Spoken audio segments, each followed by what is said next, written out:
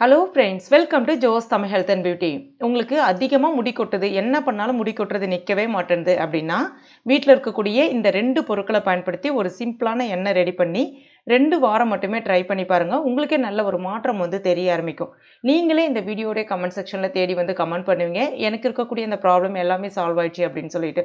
ஏன்னா அவ்வளோ ஒரு சிம்பிளான, ஈஸியான, ரொம்ப பவர்ஃபுல்லான எண்ணெய் எப்படி ரெடி பண்ணலான்னு தான் இன்றைக்கி இந்த வீடியோவில் பார்க்க போகிறோம். இப்போ வாங்க இந்த எண்ணெய் எப்படி ரெடி பண்ணுறதுன்னு பார்க்கலாம். இது ஆண்கள், பெண்கள் 2 பேருமே தாராளமாக பயன்படுத்தலாம்.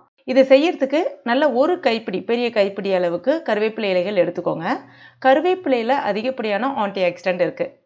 இது நம்முடைய முடியோடைய வேர்க்கால்களில் இருக்கக்கூடிய அந்த டெட் செல்ஸ்ன்னு சொல்லக்கூடிய இறந்த செல்களை வந்து நீக்கிடும்.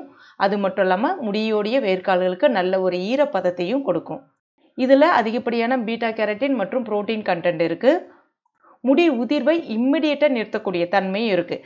எப்பவுமே கருவேப்பிலையாக வெளிப்புற பூச்சா மட்டும் இல்லாமல் டெய்லியுமே ஒரு 5 இலைகளை சாப்பிட்றது ரொம்ப நல்லது. மோரில் வந்து அரைச்சி கலந்து குடிக்கலாம், இல்லைனா வந்து ஒரு ஜூஸாக குடிக்கலாம். அந்த மாதிரி குடிக்கும்போது நல்ல இன்னும் ஒரு சூப்பரான ரிசல்ட் வந்து உங்களுக்கு குயிக்காக கிடைக்கும். முடிக்கு வந்து இயற்கையாகவே நல்ல ஒரு கருமையான தன்மையையும் இது கொடுக்கும்.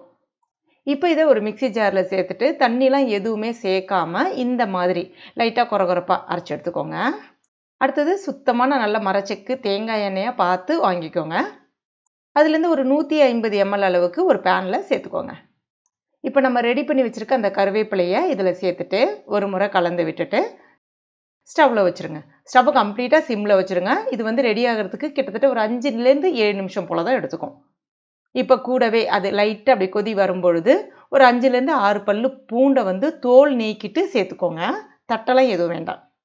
பூண்டு வந்து நம்மளுடைய முடியுடைய வேர்க்கால்களில் நல்ல ஒரு ரத்த ஓட்டத்தை வந்து அதிகரிக்கும். இதனால் என்ன ஆகுதுன்னு பார்த்தீங்கன்னா, உங்களுக்கு ஸ்ட்ரெஸ்ஸு வந்து குறையும். முடியோடைய வேர்க்கால்களில் பொடுகுகள் இருக்கும், அந்த பொடுகுகளையே நீக்கும்.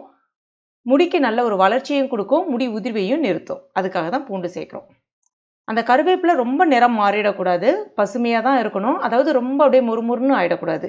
இப்போ பாருங்கள், அந்த ஈரத்தன்மை எல்லாமே போயிட்டு எண்ணெய் மட்டும் இப்படி லைட்டாக தெளிஞ்சு வர ஆரம்பிக்கும். இப்போ ஸ்டவ் ஆஃப் பண்ணிவிடுங்க.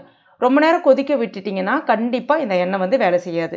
ஏன்னா அதனுடைய மருத்துவ குணம் முழுமையாக போயிடும். அதனால தான் சில பேருக்கு காய்ச்சின எண்ணெய் வந்து ஒத்துக்காது. எப்பவுமே எண்ணெயை வந்து நல்லா ஸ்லோவாக வச்சு காய்ச்சணும். அதே சமயத்தில் ஒரு பர்டிகுலர் இதுக்கு மேலே வந்து அதை விட்டுறக்கூடாது. விட்டுட்டோம் அப்படின்னா கண்டிப்பாக வந்து அந்த எண்ணெய் வந்து வேஸ்ட்டு தான். இப்போ பாருங்கள், அந்த எண்ணெயினுடைய நிறம் எந்த அளவுக்கு க்ரீனாக அப்படியே இருக்குது பாருங்கள். நல்லா ஆற விட்டுருங்க. ஆறுனதுக்கப்புறமா ஒரு வடிகட்டியை பயன்படுத்தி ஒரு பாட்டிலில் இல்லைன்னா சில்வர் ஏர்டைட் கண்டெய்னரில் ஸ்டோர் பண்ணிக்கலாம். வெளியிலே வச்சு பயன்படுத்தலாம்.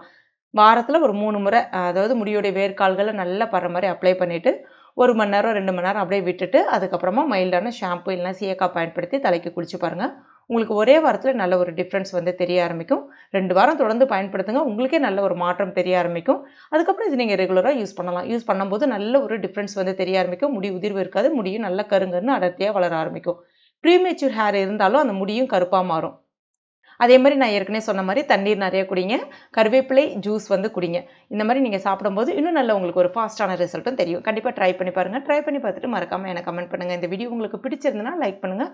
உங்கள் நண்பர்கள் மற்றும் ஃபேமிலி மெம்பர்ஸ் கூட மறக்காமல் ஷேர் பண்ணிக்கோங்க. மேலும் இது போன்ற பயனுள்ள குறிப்புகளுக்கு நம்ம சேனலை இது வரைக்கும் நீங்கள் சப்ஸ்கிரைப் பண்ணலன்னா உடனே சப்ஸ்கிரைப் பண்ணிக்கோங்க. கூடவே மறக்காமல் அந்த பெல் நோட்டிஃபிகேஷன் சிம்பிளே ப்ரெஸ் பண்ணிக்கோங்க. தேங்க்யூ.